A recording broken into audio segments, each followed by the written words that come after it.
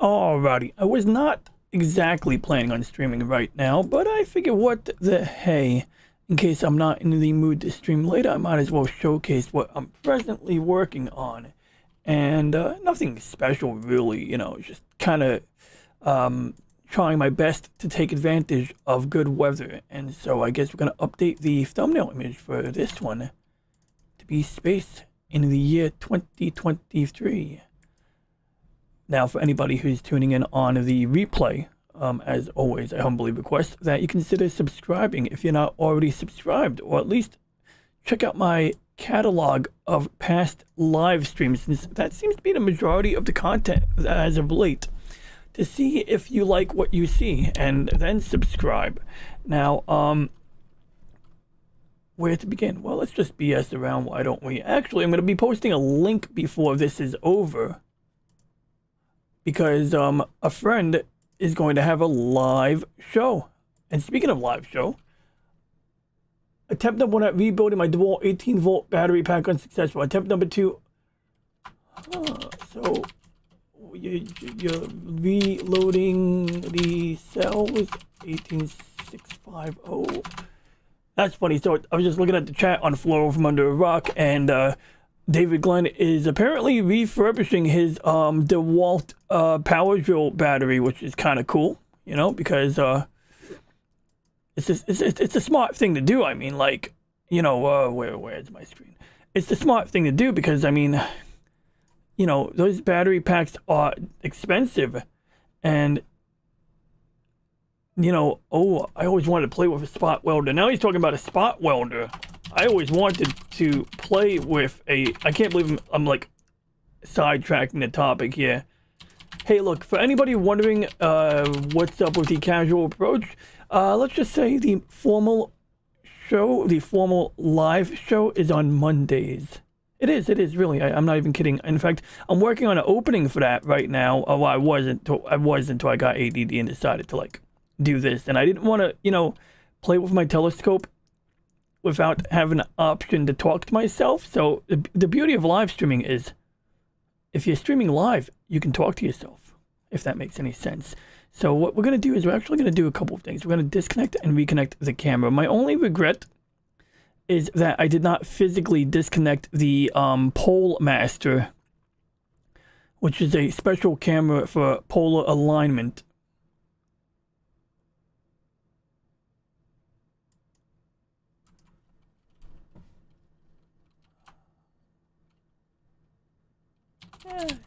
Superposition is a fairly decent substitute for 2 eyes.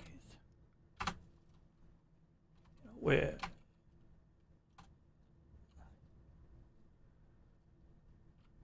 I have to like. Anyway, sorry. Okay, so let's focus. We're going to make sure that, I gotta put the chat on screen. You know what, we'll wait until people pop up into the chat before I put the chat on screen. Okay, so we restarted the camera, and now I'm gonna switch it to continuous exposures. I like to put it on like a really short frame rate, a really slow frame rate when I'm not actually recording, because there's not like a simple way to turn off the camera. And I often like to remain connected to the camera because I can never be sure if the temperature is going to remain. Right now it's set to negative 25. Oh, that's interesting. We just saw a UFO. So we're going to turn off the automatic cooling. We're actually going to turn off the cooling unit because I want to make sure the heat sink is nice and cold before I before I turn it up to like negative 25. That makes sense.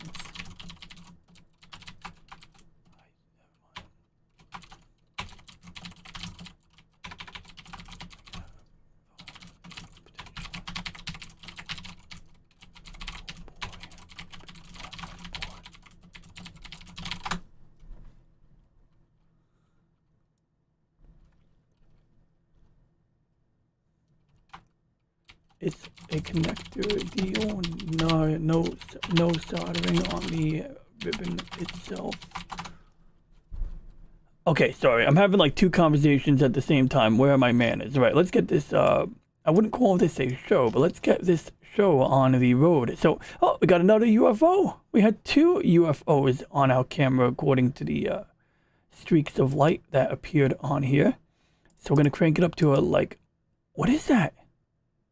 What? Oh, wait, you know what? It's probably just an aberration in the camera.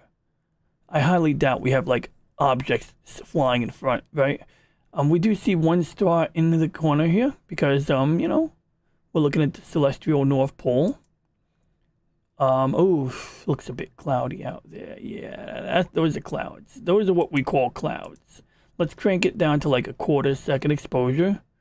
Crank up our histogram. And we'll get something resembling video. Although, it looks like I'm only getting 1 point. Oh, there it is. There's the glitch. See, this is like funny. So I had this glitch start happening when I left the pole master plugged in. Also, is there dirt on my screen or is that a dark spot right there? Nah, looks like just a... That must be... Yeah, there was dust on my screen. Another weird thing is... I really should work on getting Parsec working correctly because right now when I'm using a Splashtop remote desktop, I don't have much control over the video compression. So right here, you're seeing like compression artifacts from the way it encodes the video stream. And so we can explore some of the config over here, but I don't really need to adjust audio quality. In fact, I'm going to put audio on low quality because maybe that'll help. And under visual here, you know, I mean, like, I don't think we need 60 frames per second for the remote, you know, connection. So I just put it on low FPS for now, just because I'm more interested in getting better visual quality. And then this is some statistical data, I guess. And it's just merely indicating that, what? Oh, okay. Yes, I am using NVIDIA on my client side, whereas on the other end, it's actually using software encoding because there is no hardware encoding for the AMD GPU right there. I'm definitely gonna have to get my hands like on a old but good NVIDIA GPU, and it looks like it's reading out 8 frames a second, which is more than I need. But let's keep looking here because okay, now we're getting 16 frames per second, which, like I say, 30 frames a second is acceptable. Now, what can we do? Can we do a little test here? Well, we can see like this is what 15 frames a second looks like. And I mean, it's a remote connection, so it doesn't really matter. We're not really trying to play video over the network. So I'm not going to mess with that right now. And then there might be more settings if I go into the application. So I got to go here and then go to options. And then we look here. Reduce quality when network is slow. My network is always fast, so we'll just uncheck that. Show solid color background on remote computer desktop, if it would help. Allow screensaver. I don't think I have that enabled. Screen edge panning. That could be useful, but we don't need it right now. Product improvement. Sure, I'll let you guys collect information about me. And apparently now we're set to high FPS over here. Oh, we got some advanced settings here. Huh. Use hardware acceleration when available.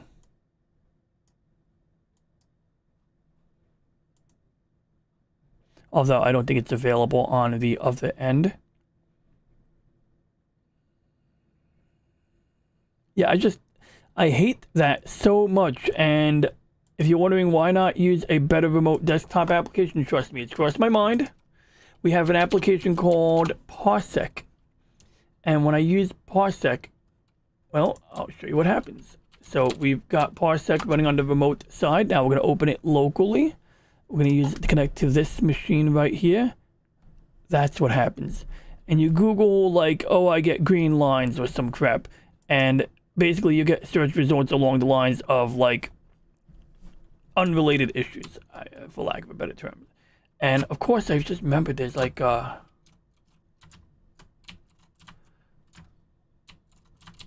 there's like a hotkey I gotta press to get out of this. There we go. Now we can do NVIDIA decoder, but on the other end we're still gonna be using software. Preferring H.265 probably isn't going to help at all. We could try it again though, right? You know, it wouldn't kill us to try it again.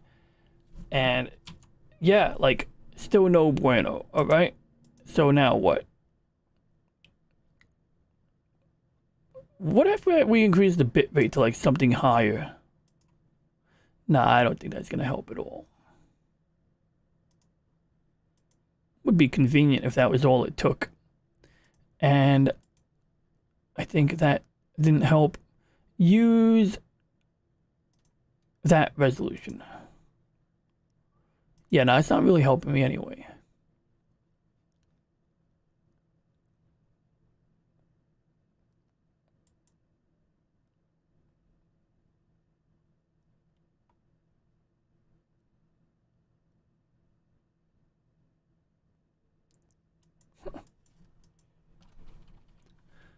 Let's see.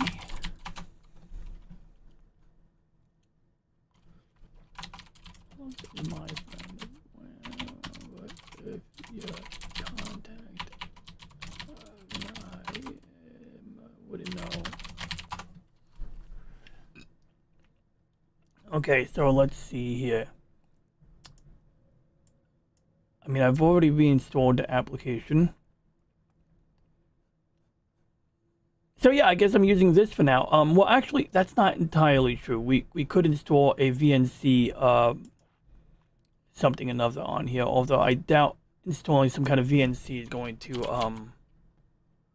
you know, it's going to do anything, you know. And I think at the time I installed tight VNC. In fact, we might already have it installed.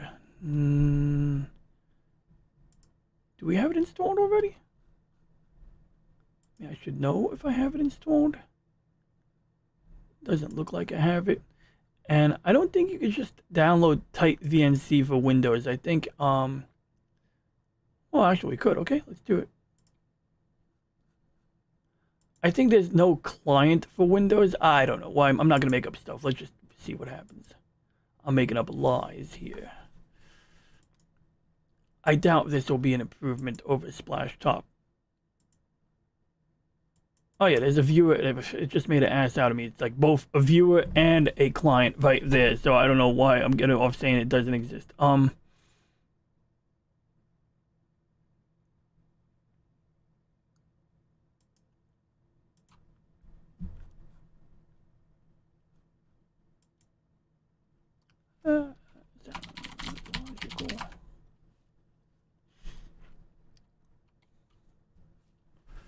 Think, but we are not restarting the computer. We are not restarting the computer. Get the F out of here, because if I restart this computer, I have to go outside and reseat the USB thingamabob, and I'm not doing that. Right, so we're gonna kill Parsec. We're gonna take it off the startup for now too, until we have a new magical GPU. And we're gonna double check the IP address, which there's like 5 different ways to go about doing that, but I'm gonna just do it this way.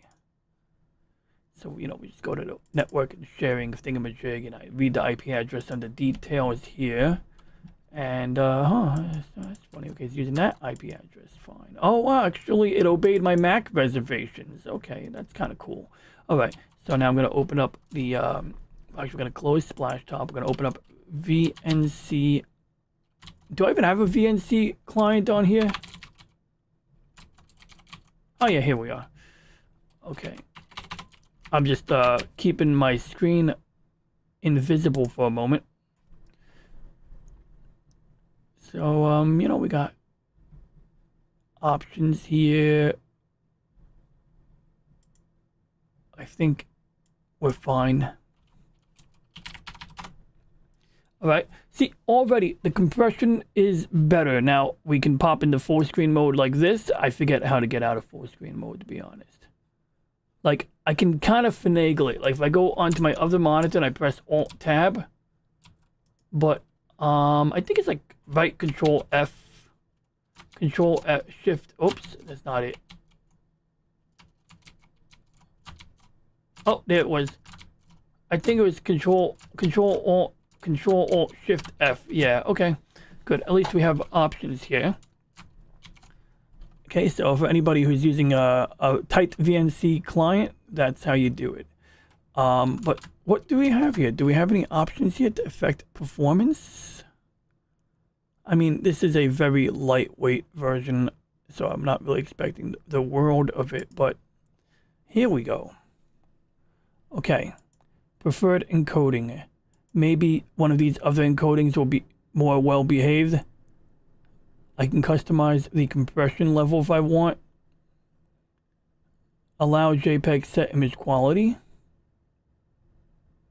I guess the question is, what is the fastest VNC setting? Let's see. Or something like that. Like, well, okay, this is a 1 frame per second thing. So actually, wait, that's the local size, so that's not going to do anything. Let's do a test. Okay, we have a thing here. I killed Sharp Cap. Right, well, that's all right. We'll let Sharp Cap die. So in the meantime, that's interesting. So this thing is moving like as if it's on my local screen. So I guess we could say all in all, even though it's a little funky, we're getting a pretty good frame rate. So maybe I'll use tight VNC in lieu of Splash Top. Splash Top and Parsec are convenient, especially like when you don't want to open up ports or forward ports on your firewall. And for something like that, maybe I don't want to do that. But Splash Top, of course, will, use basically your sign in to their website, to their server to get you connected to your machine. So you don't actually have to forward ports or open firewall ports or anything like that.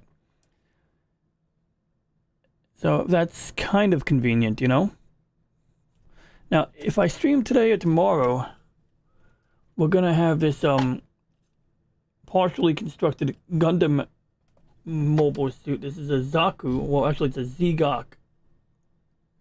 And I just love the claw here, right? It's got like a beam weapon right here inside the claw. You can bring this with you to like an amusement park and, get stuffed animals out of a machine. It looks like one of those claws. Now, this here came with a metallic sticker that I didn't align quite perfectly, but it's not imperfect either. Like, it looks okay from the front. But I recently picked up a set of metallic Gundam markers, which makes me open to the possibility, of just repainting it. Although I'm holding off because now I've decided to just get an airbrush compressor because my knockoff airbrush compressor, the handheld portable unit, just isn't meeting my needs. In fact, I actually have something, I have to modify something on it just to make it work normally. Anyway, so off topic, let's get on topic again. Okay, so the program crashed on me. Maybe I gotta unplug that extra camera, which we're not even using the extra camera right now. But for now, we'll just let it be, in the words of John Lennon. Oh yeah. So I find this a little suspicious right now. We're going to instruct it to do like 1 frame per second. Just to see like how it cooperates. Because I mean, plus right now we're doing half a frame a second. So this will keep up fine. So video compression characteristics are much better.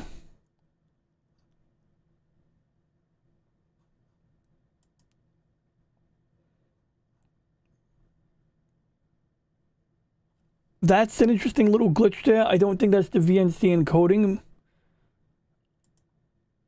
I think the histogram is just being thrown off severely by something.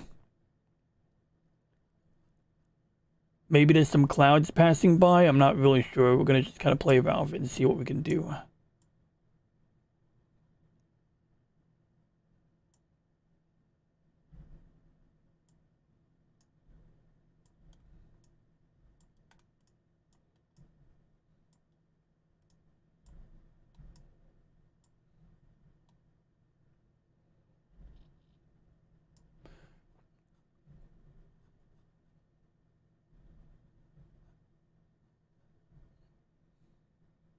There it is. Okay, so that line there has something to do with updating. Now, we could force what we call still mode. That is a feature of a sharp cap that makes, because basically the camera has a video mode, which you might use when you're doing high frame rate recordings, and still mode, which is what you would use especially for long exposure imaging. In the past, when I was using still mode, one weird issue I encountered was that the images that it generated would have like an extra border on them, and I just found that to be like inherently confusing, you know, to have like this extra border on the side of your images.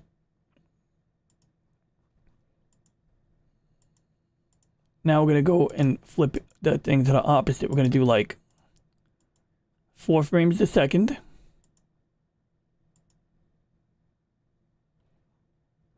And we can definitely see the clouds, and this time it's not acting as janky as before, so that's good.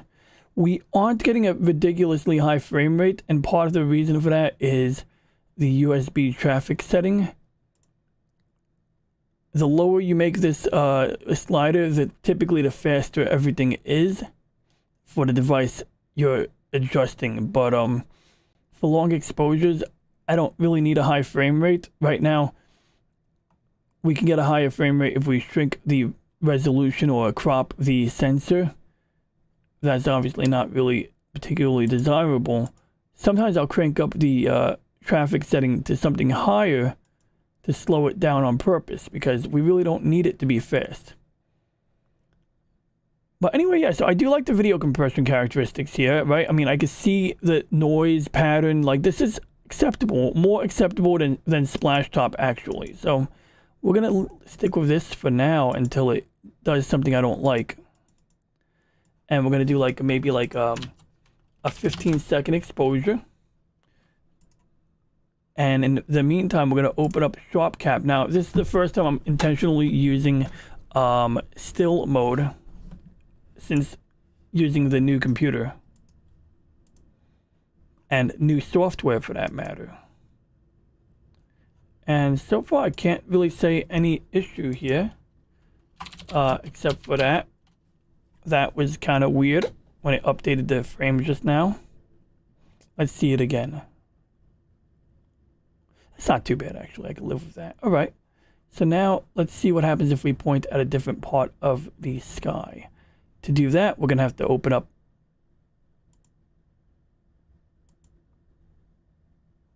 Where's my shortcut? That's okay. We'll find it on the desktop. Actually, I have it on the desktop. It's in the start menu. We have a little redundancy here. There we go. We're going to connect to the mount. We're going to open up Stellarium.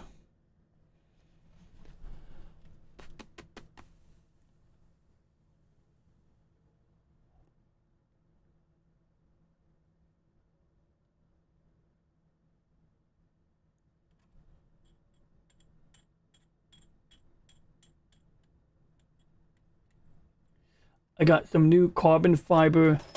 Oh, now I was going to talk about. Anyway, let's the swimming alligator cluster. I really like the way this is working, actually. So with Splash Top, I get all kinds of compression artifacts whenever I move this, and it would settle down once it got still, but I'd rather it look crisp. Now, right now, the Andromeda Nebula Galaxy, it's a galaxy, but I think it sort of has characteristics of a nebula. And at one time it was thought to be a nebula. It's still on the east side of the meridian, so I don't really want to set my sights on that yet. What about this? Alpheretz. Maybe if we want to get a picture of a bright star, we might consider it. Let's see what else we have here. NGC 7686. Maybe. The blue snowball. Oh, wow, that would require a lot of magnification, so we're not going to work on that one. We clearly don't have the narrow field of view necessary to image that target.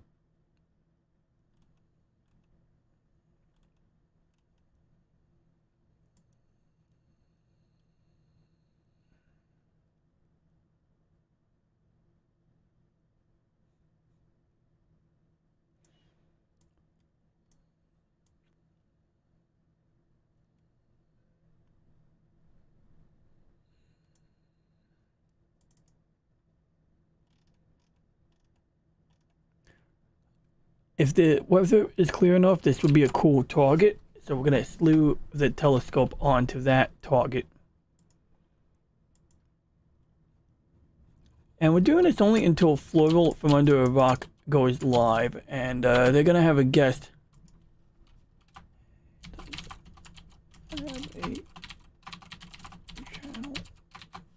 They're going to have a guest, I believe, named Mike Has Bad Knees. That's the gentleman's name. And I couldn't find him. I couldn't find his YouTube channel. So I'm asking if he has a YouTube channel, because if the man does, I want to find it. I want to, put a link into the chat. Okay, so now let's see what we got here. Well, it looks like we don't really have anything here. And I will go outside to check my telescope. I want to see if there's any fog on the equipment at all. But right now, I'm going to guess there probably isn't. It's probably just cloudy.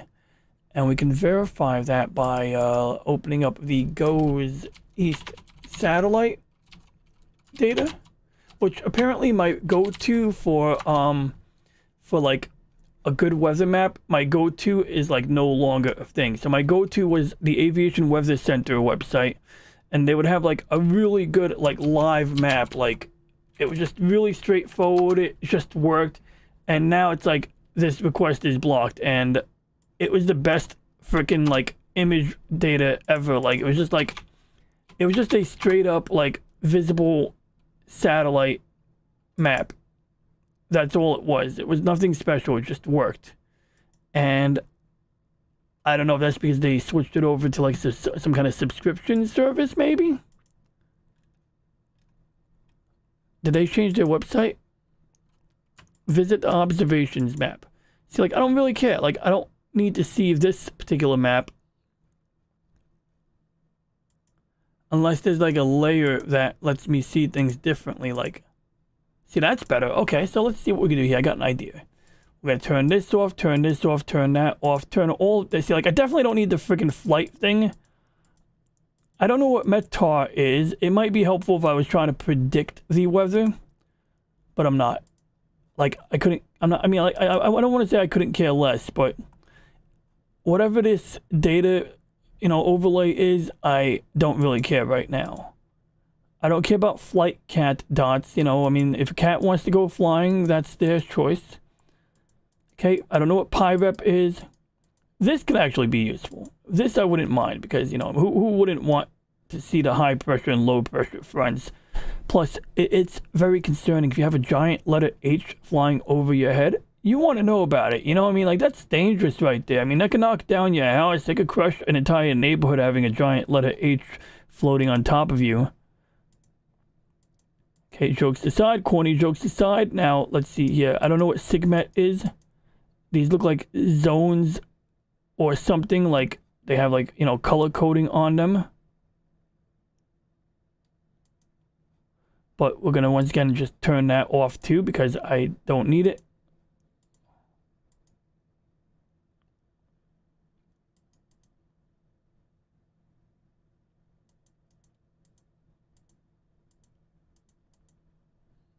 That's kind of cool. This might actually be an improvement over what I was using.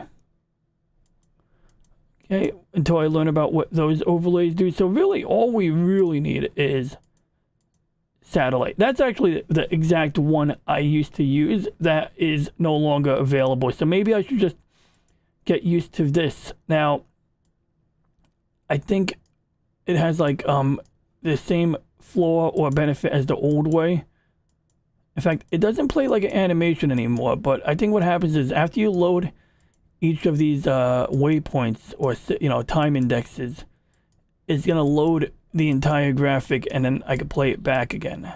So if I go back to here, oh, actually no. This is not very fun to look at all.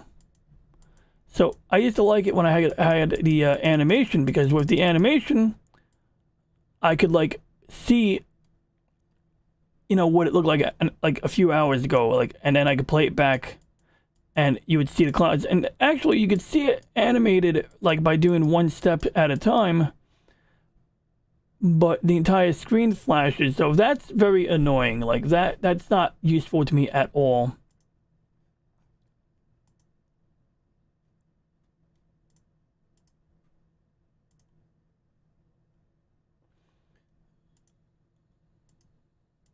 I'll leave it like this for now.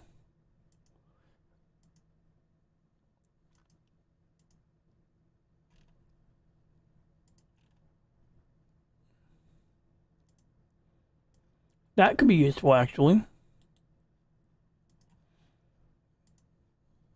Because what we want is, we do want a bookmark that preserves everything we saw here. Now,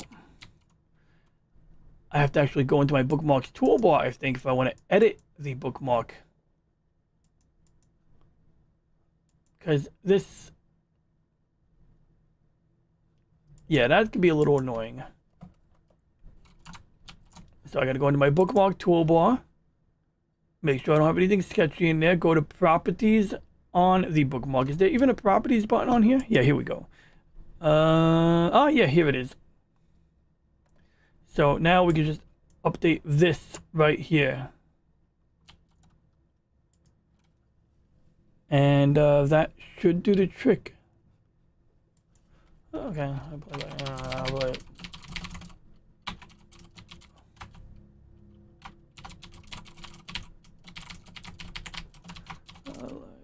I tried. Okay. Now, anyway.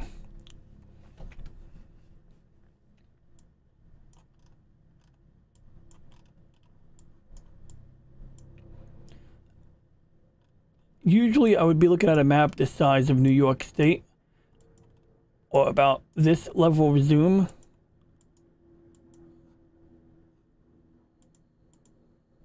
So, I mean, it's usable. It's showing me the trend. So, I mean, I'm not crazy about the way this works right now, but it is showing me that if I go backwards in time, you can see the clouds moving, moving, moving.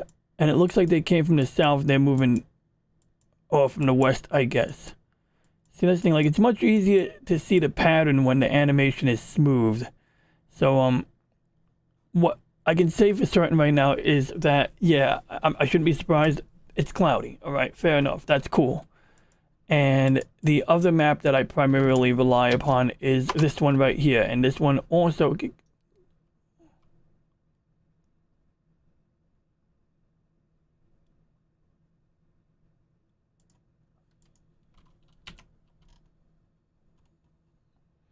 I actually don't care if, let's see here. Okay. Just make sure pop-up blocker wasn't causing any trouble. This one has a way different use compared to what I would use the other one for, but we're gonna see something here. Maybe if we do like infrared. Now, problem is we got 3 different types of infrared. We got near infrared, far infrared. I don't, just doesn't really show me anything. This one might show us some data here. See, typically I use the microphysics map to identify like moisture and stuff at high altitudes. Nope. Nuh-uh.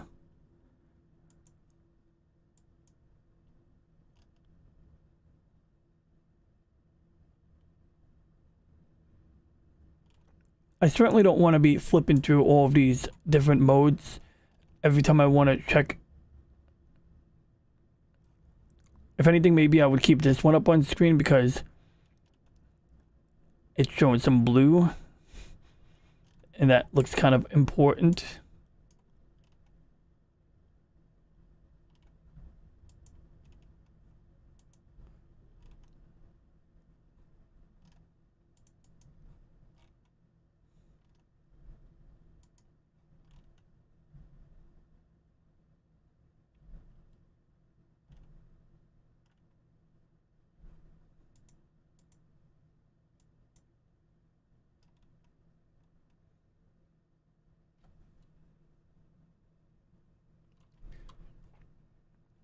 Let's make sure it's not gonna rain.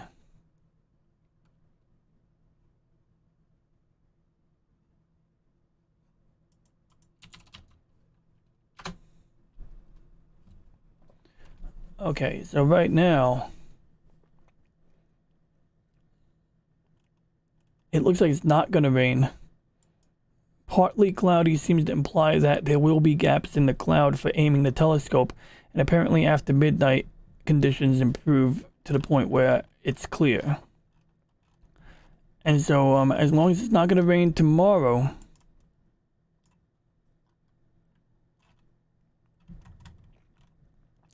so basically, like, I might have to keep it, I might be able to keep everything up until Thursday night, and then come Friday, before Friday night, or even during Friday at the latest, I would basically take the computer inside, the desktop computer, because there's no reason to keep a computer hooked up to your telescope if you're not using it, you know, and you know, just put the cover on the rig like I normally do. At some point, I'm going to figure out a long-term plan for the backyard computer.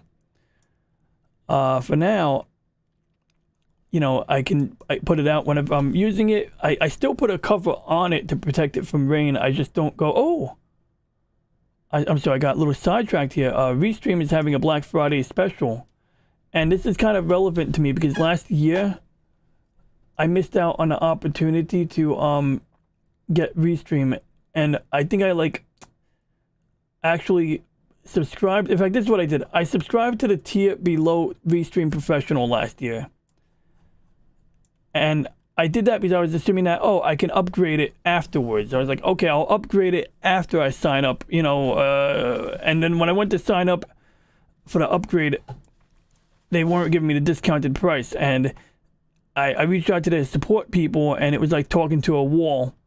The guy was very unhelpful, and it was like, you know, it was just like, yes, I understand. And like basically a short version from what I can figure is that I was penalized for not accepting the, you know, higher tier plan in the first place, right? I mean, I kind of get the logic, but there wasn't anything that said like in print, like, once you sign up, we will not allow you to get the discounted price if you want to move up, you know? Because like I was doing it within the trial period. Now, what I probably could have done was canceled it and then like signed up, but I wasn't really trying to do that because they certainly wouldn't let me cancel it remotely. Like it would have been like, anyway, I digress. So I decided to stick with the plan I have now, see if it was worth it in a year.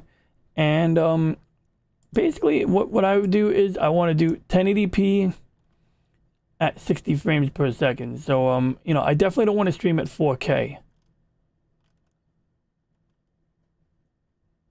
So right here, and I don't really need 15 channels, right? I don't necessarily even need to store any files, but 25 files, or in this case, 10 files would be plenty, I think. Like, you know, you have the opening or the intro and a couple of other things, and then everything else I can pump through OBS, so it's like not really an issue there.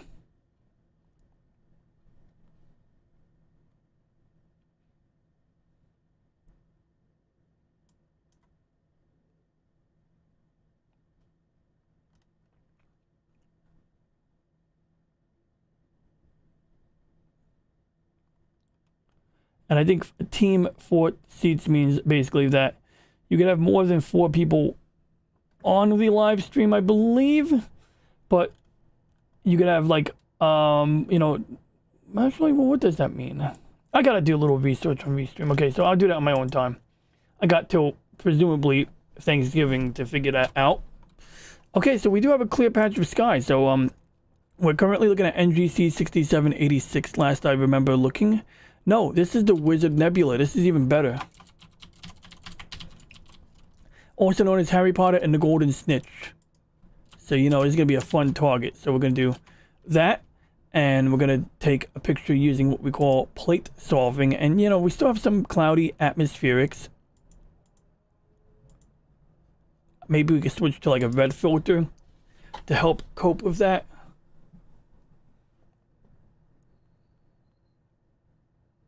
We do have to crank down the exposure timer though.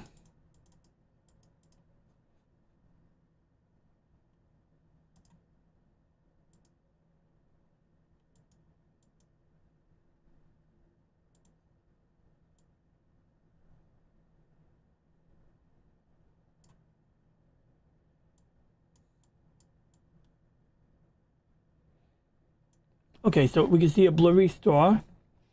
We're gonna just adjust it like this. Actually, we're gonna purposely put it out of focus. Then we're gonna crank it back in.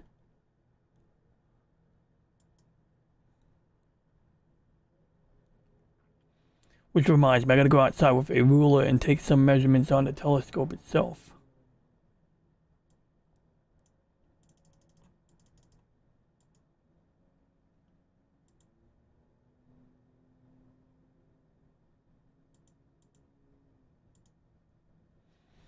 So basically we're cranking in the motorized focuser, and at this point 25 steps, the little halos should go away, and then we'll dial it in increments of 10 steps. And only caveat is there comes a point here where like you really just can't tell how in or out of focus you are until you overshoot the mark. And in all likelihood, I'm already in focus, so I'm not gonna like fight with it too much right now. In fact, I might have already overshot the mark. Really can't tell. What we can do is crank up our exposure time and see what happens.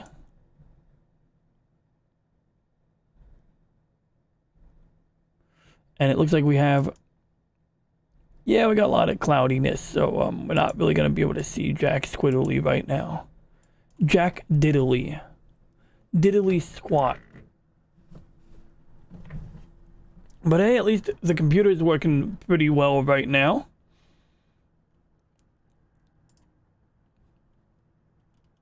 You know, we can try aiming at a different quadrant of sky, but I think at this point we'll just leave that alone. At least we got the star map working well. CPU is running between 75 80 degrees Fahrenheit. In fact, it's all over the place, the temperature. It's like 68, 84. It's like up and down, up and down. It's probably directly connected to the CPU usage.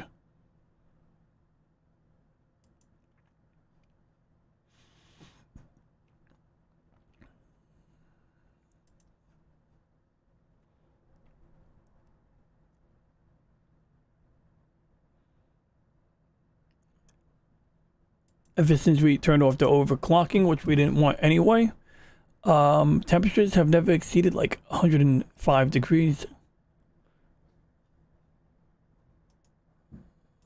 We got the Subaru image processor installed and working. Oh, this is actually something I've been wanting to check out.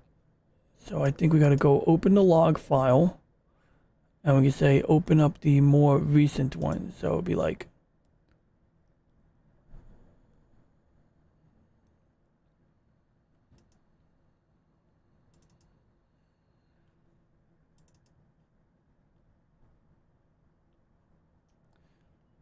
probably got really cloudy, and that the log is indicating as much.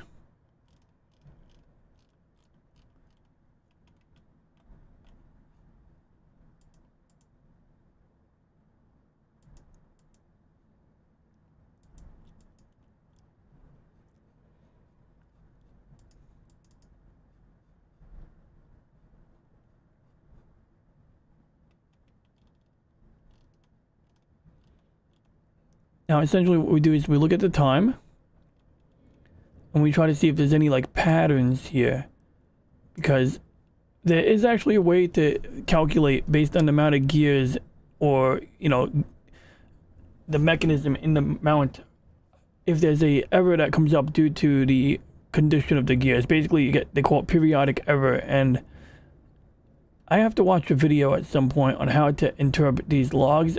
But the problem with my data is, due to the clouds causing lost stars, basically, or unable to find the star it's looking at. Sometimes it was because it's been like on and off cloudy lately. I can't really rely on the data that was gathered when trying to train it. So at some point I need to have a perfectly clear hour in the middle of an evening. Then I can basically set the software to learn where there is a periodic error in the mechanism, and then we can actually have it learn and basically anticipate it. But that's off topic. Anyway, this is a very boring stream. Unfortunately, the clouds are still interfering with my ability to do any kind of imaging, so I'm going to leave the telescope alone for now. We'll leave the application running. Let's check the temperature though, actually, because it is not that cold outside, so I may have to give some consideration to that fact. And so if we go here to thermal controls, right now I have it set, what? Okay, that's an error. It said -50. No, we want -25, not -50. Jeez. Now, let's see what happens. Can it get to -25? Well, I think the best bet would be to like set it to like a sane temperature, like 0. And then when I'm ready to do some imaging, I'll set it to like -25 again. In fact, I'm going to start with -10 because I don't want to... Oh, wait, look at that. It's actually having no trouble maintaining -25. Hold on, let's see here. I'll give it a chance to do -25 because it was already there. It already hit the temperature, so that would be just kind of worth investigating. Hey Google, what's the temperature outside? In Staten Island, it's currently 47 degrees. It's currently 47 degrees. So I bought some really good sandpaper for my Gundam models, but I didn't buy the high grit yet. So I got 400 grit, 140 grit all the way up to like 1000. But I need to get the set that comes with the higher grit sandpaper if I want to get that shiny finish. Otherwise, I have to use the sanding sticks that I already have, and they might work actually. In fact, we have some 2000 grit sandpaper right here we can actually try out. And so what we have here is a strip of sandpaper and a carbon fiber stick. So maybe I'll do that. But first, yeah, okay, so -24.6. And we're going to find out if it's going to back off, because right now it's running at 100% power. And we don't want the cooling unit at 100% power continually. We definitely don't want that. Now, according to this, it seems to be indicating that, yeah, it's backing off right now.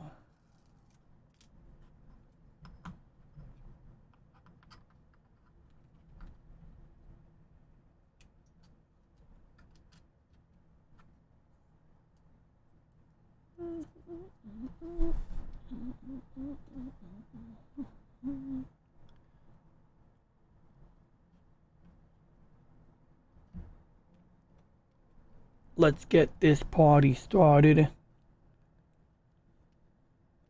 Alright, so now it's backing off on the power a little bit. It's at 79%. So if it can continuously maintain that, then all is well. But what I would probably do is set it to like, say, like higher temperatures until I'm ready to do some imaging, and by then it'll cool down outside and it'll be less of a struggle for the cooling unit to do its job. And so I'm probably gonna like walk away from it, set to -15, maybe -10.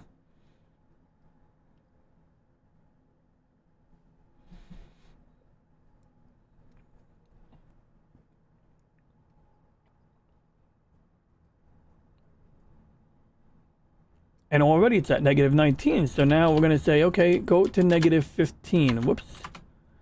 And now it's going to raise the temperature simply by backing off on that power. Right now the cooling unit is running at 0% power. It's a thermoelectric cooler. In other words, it doesn't use a refrigerant. It just uses a semiconductor actually in order to facilitate the cooling.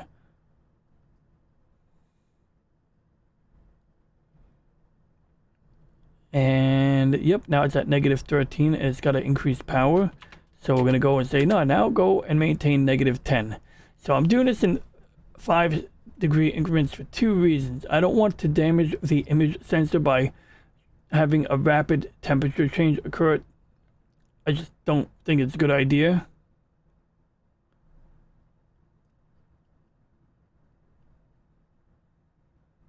Have the conditions improved?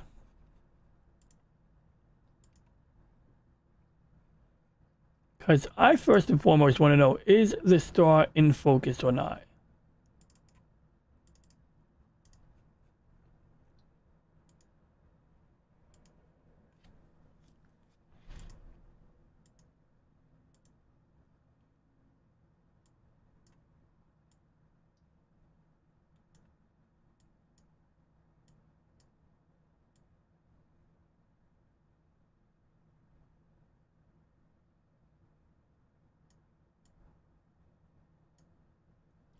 All right, let's take a look here.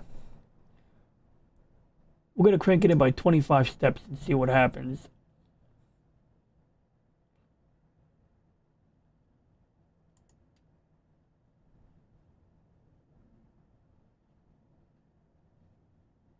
Okay, it actually looks better.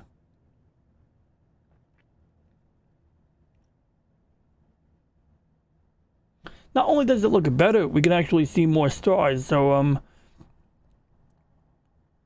that's good. And we can overshoot the mark a little bit because temperature changes will sort that out for us.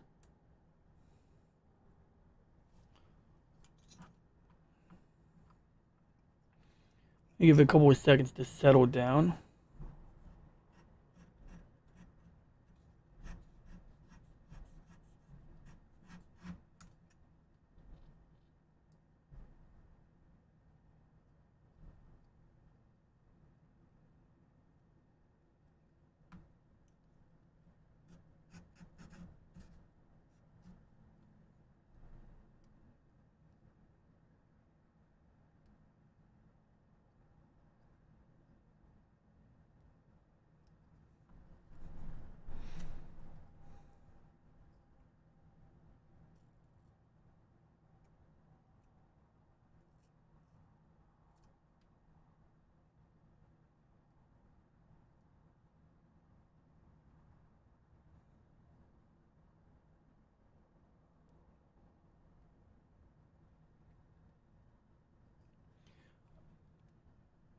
All right, we're probably good enough here.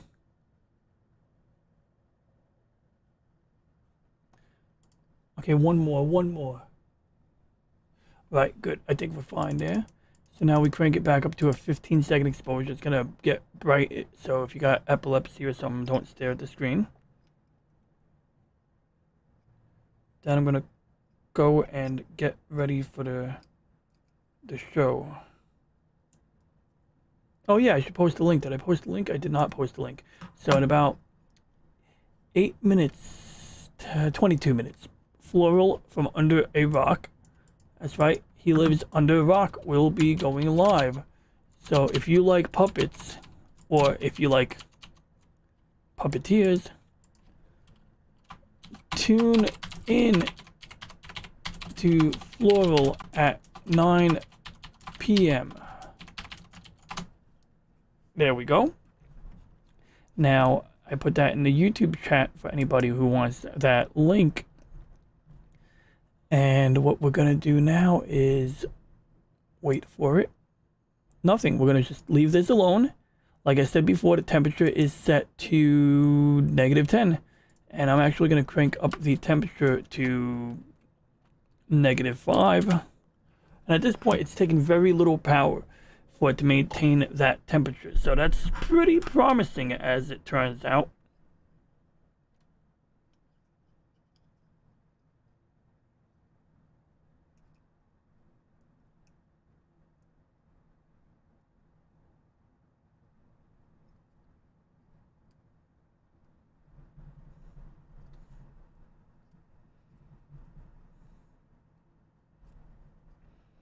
I don't want to believe this. I'm so happy that I have a copy of Pilot Wing 64. Just saying. All right, so there we go. Now it's at this point, it's not going to take any amount of power to really maintain the temperatures we're looking at, and we're just going to mostly leave it alone. And what I'm doing on the side here is I'm just cleaning off some excess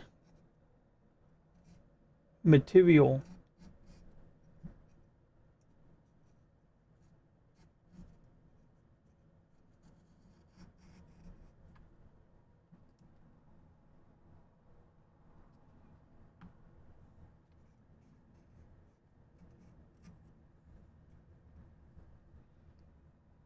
All right, I think that's enough. I'm gonna cut off my finger if I'm not careful here, right?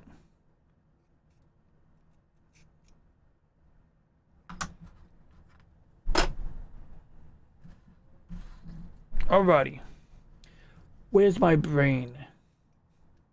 Actually, it's not. The song is Where Is My Mind? Where is my mind? What I should do is put the lens cap on the telescope and capture some darks.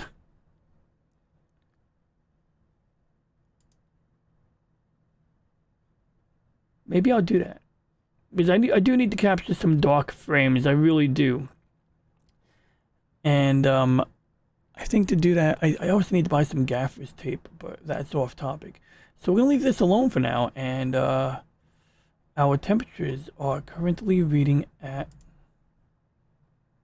Yeah, we'll leave the temperature alone for now. So anyway, if anybody comes in on the replay, hopefully at the end of this stream already, and you can, like, you know, see the chat and click on the link to Flow from Under a Rock, which starts in about 20 minutes. But I think I'm going to wrap it up because we don't have much going on here. I am working on a opening or an intro for my Monday show, or for any show for that matter. And we're going to use some clips from this TV show, amongst others, but, you know, like, this is Earth Final Conflict. And you got this funny looking alien guy here.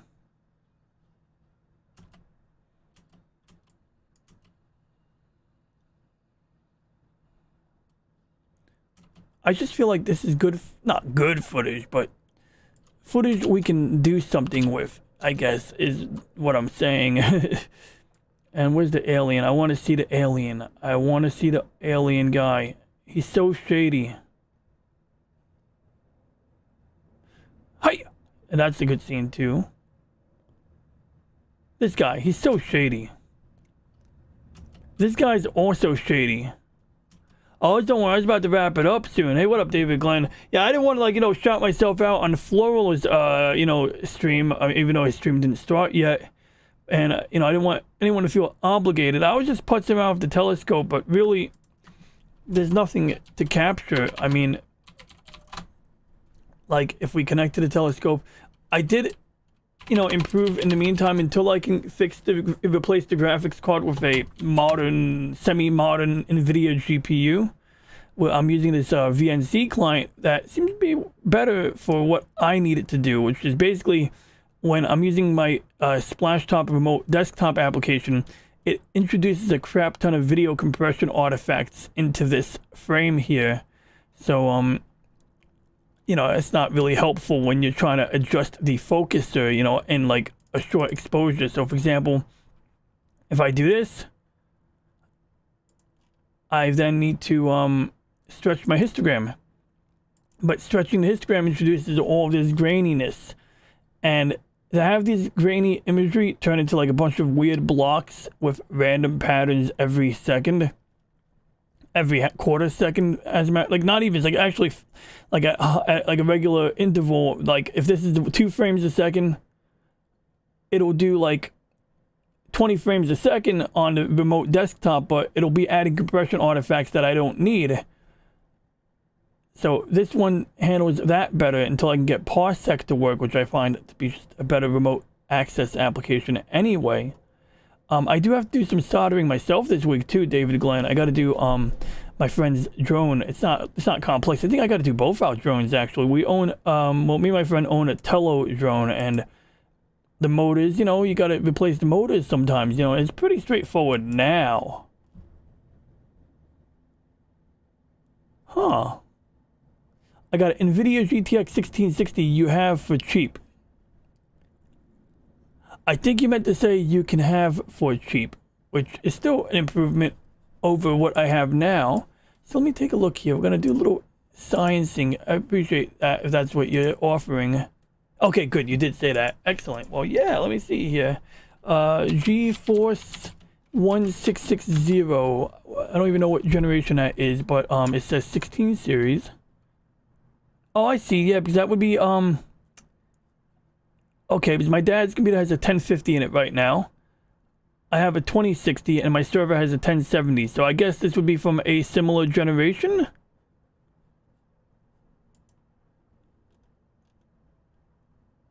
I wasn't even aware of the 16 series, you know? Like GeForce chronology, like where does that even fit into the into the chronology, you know. It's like interesting. Let's see here. I'm just guessing here now. Okay. Turing, I think it's a Turing 117 maybe. 1630, 16 Titan or a TI, whatever. Then I get the 20 series, and okay, that's what an RTX 2060 squeezes in. So, is it that a 1660 is after the 10 series, but before the 20 series? Well, okay, at least it's not. My biggest concern was that it would be older than a you know, whatchamacallit. My concern is that it would have been older than, you know, everything, and it's not. So that's good.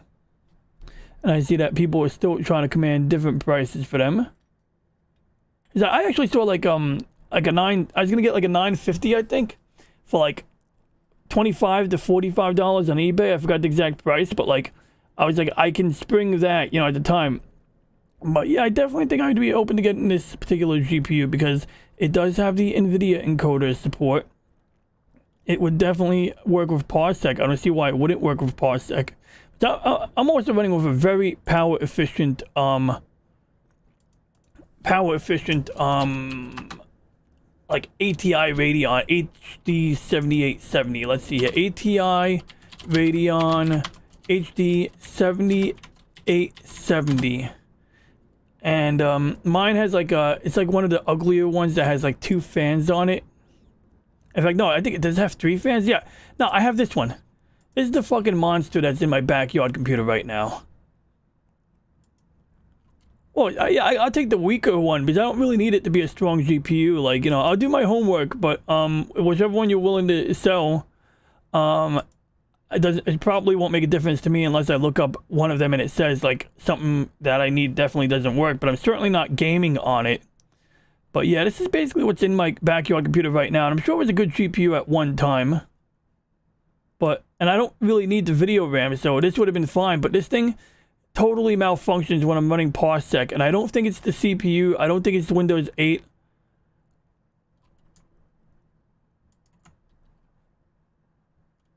That's like an interesting... I feel like they're overcharging for a GT 730, but that's kind of interesting still. And it's got a slimline bracket.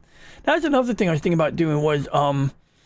I forgot to think about this, but if I transfer my motherboard into like a half-height computer case, and I get like a graphics card that is half-height, and if I ever add USB ports to it, I'd have to make sure, you know, or a SATA controller, I would have to make sure that also is half-height. But I don't know, that might not be a big challenge for me, you know, and so that's another option too. Okay, 1650, that should be more than fine, yeah. And actually, I have 2 of these laying around, ironically enough, so I forgot why I switched to the Gigabyte. I think something went wrong with one of my GPUs, maybe. But I actually had a pair of these XFXs, and what happened was I think I bought the XFX from a coworker, if I remember correctly. Unless he sold me the Gigabyte, I honestly don't remember. And then I found a second XFX in the recycling heap, and I ran it in SLI mode for a while, but... SLI is a joke. Like when I remember when, you know, SLI and Crossfire, in this case, Crossfire, whatever it's called, people would say, oh, instead of buying one good graphics card, I'll buy a weak graphics card now, and I'll just upgrade it with SLI in the future. And that sounds cool. Like, it's like, oh, I'm doubling my GPU compute capacity. But what ends up happening, at least with SLI, is if you had like a 4 gig, let's say a 2 gigabyte video card, you would think logically putting a second GPU would yield 4 gigabytes. You'd be like, okay, great, now we have double the GPU power and double the memory. And it's like, that's not how that works at all. Nah. It really just kind of doubles the GPU capacity, the performance, which is good. But in order for it to work, it basically has to mirror the memory on both graphics boards. And that's why you don't get a doubling of capacity. So whatever is in the memory of card number 0 or card number 1 is going to be in the memory for card number 2, and it can leverage the extra GPU power, the extra processing power, so to speak. But part of what makes that possible is the fact that whatever's in the memory of the first guy is in the memory of the second guy. But that also means that you ain't getting that doubling of capacity that would be way more desirable. I mean, that would actually make it worth it for people to say, I'll buy the cheap graphics card now, right? Because that was the idea. Like some people have, it's like I'll buy the cheap one now, and in a year from now I'll buy the not necessarily a cheap one, but I'll buy one now, and then a year from now I'll buy another one when the price goes down, and that'll be cheaper than buying a really powerful card in the first place. But as it turns out, yeah, like I said, doesn't work out that way. From the receipt, Gigabyte GTX 1650 Super WinForce 4. Wow, nobody ever gives me accurate information when they're trying to sell me. Thank you. I'm going to take that information down, put that in my Google Notes or something. I'm going to put that in my notes, but not because like, you know, it's like, it's helpful because sometimes like when people ask me for help with repairing something, I don't even like a friend of my dad's like wanted help with a MacBook. So my dad shows up with his MacBook and I'm like, what is this? Like, oh, can you reinstall the OS? And I took way longer on it because it was like pulling teeth to get it to do what I wanted it to do. And in the end, I ended up like just putting El Capitan on it because like to get like the new OS on it, I would have had to, I think, do like an in-place upgrade on top of El Capitan because it was refusing to activate if I went directly to High Sierra or whatever OS it was capable of running that was new. I think there was like a certain point where like it couldn't go above like Leopard or I don't remember. It was just a pain in my ass. I do remember that.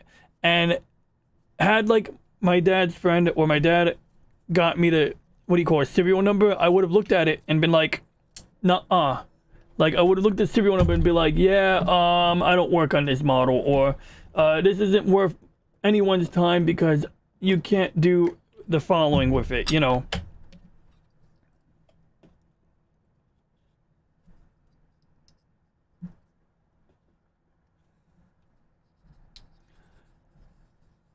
So can't wait to see what Floral has on the docket today. I have two because Wayland Ubuntu doesn't play nice with NVIDIA.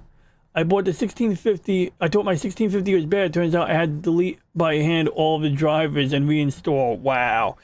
Yeah, so that's coming next, doing Linux on the backyard computer. But I got some decisions to make between now and summer. Like, do I get a Nook? Do I just get a Nuke or a Nook? You know what I mean? Because like the Nook, the next unit of computing, the mini desktop computers. Like that might be the better way to go, but right now I do like the way this is performing. But since I do intend on keeping the backyard computer running like all the time, I feel like, you know, it wouldn't be efficient to have an 8-core AMD CPU in the backyard. Hey, what up, Lorenzo? Good to see you, bud. So just a heads up, we're going to be shuffling over to Floral from Under a Rock in about 7 minutes. And Mrs. Flu has just said hi to me. That's the lady I was impersonating. Look, you could even see the emoji right there. So I actually appeared on Lorenzo's show for like 5 seconds wearing the Mrs. Flu mask. But yeah, so this thing here, like I said, we're just waiting for the weather to clear up. So nothing to do here, nothing to see here. Although I might go outside and put like a cover on the front of the scope and the back of the scope to prevent any light leaks and capture some black frames because dark frames are instrumental in the image processing workflow. But for now, let's watch some prawn. No, I'm kidding. That'd be awful if I went on a live stream like that, pulled up some X-rated stuff. No, but this is the Padar match. And I'm going to make an opening using clips from this. I'm going to use some of these clips, including this. I definitely want the alien in my show opening. Like, this guy's an evil piece of shit, by the way. His name is Zoor. Zoor is a real dick. I'm going to be streaming tomorrow night, 5 p.m. Pacific time, 6 p.m. Mountain time, 7 p.m. Central time, and 8 Eastern. You heard the man? Lorenzo Sleestack and the Sleestackings, which, I need to see that movie. Tune in to Lorenzo Sleestack.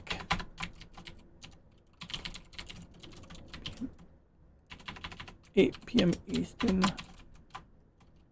5 Pacific. There we go.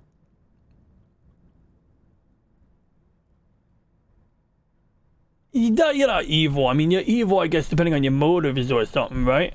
But, you know, I think just because you exchange a couple of tweets with the wrong people doesn't make you totally evil. It just means you have to repent to the, you know, Church of Wokitude. But you're definitely gonna use this asshole. And there's a clip somewhere where this asshole is doing force lightning, like fucking what's that asshole's name? Oh, and I didn't put the link in. That's the link for Lorenzo. Yeah. Link. There we go. And once again, Floral is gonna be Floral up next. I gotta ask Floral if he wants to add my channel to the list of channels that are allowed to automatically relay to theirs. In fact, I'll see if I can do that.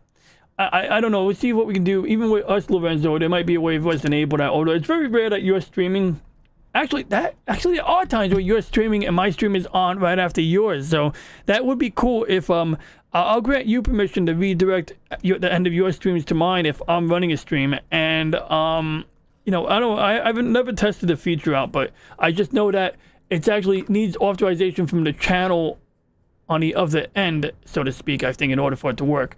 But anyway, enough on that. So let's get this ended before Floral gets on the line. For anybody watching on the replay, please like and subscribe. And check out my library of previous videos. If you are on the internet tomorrow around 5 p.m. Pacific time, 8 p.m. New York Eastern time, tune into Lorenzo Sleestack's channel. And if you're watching me right now, go click on the link to watch Floral from Under a Rock, because he will be live in exactly 2.5 minutes and then some. And yeah, and you might even see me on Lorenzo's channel tomorrow, because tomorrow is Thursday. And thank you, Lorenzo. And with that being said, we will now conclude this. So yeah, once again, please like and subscribe. If you have any questions, comments, or ideas, please leave a comment. And for now, we shall end transmission. Oh shit, what up, Jana Banana? Yeah, I'm just about to wrap up, but thanks for tuning in. And yeah, I put a link to Floral from Under a Rock. He's a friend of mine who does puppets. And he's actually PG-13 because he's like actually some kind of church pastor. But he's affiliated with the Cotton Connection, and those guys are not PG-13. Let me tell you, they are not PG-13.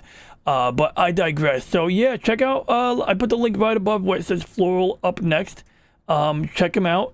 I mean, look at that. Look at that thumbnail on the stream right there. It's got Wilton the Troll looking like a gangster. And you got Punk Waddle wearing a chain with some bling on it. And that's the cutest thing, man. Look at that Punk Waddle wearing bling is super cute, you know? And he's a cool dude, too. But anyway, I don't know who Mike Has Bad Knees is, but hopefully we'll get a link to his channel when he tunes into the chat. So anyway, with that being said, everyone, thanks for hanging out with me for the tail end of this stream. And maybe I'll return later. Probably not. Maybe only if I have something cool to show off. And with that being said, once again, thank you for watching. Please like and subscribe. And we shall now end transmission.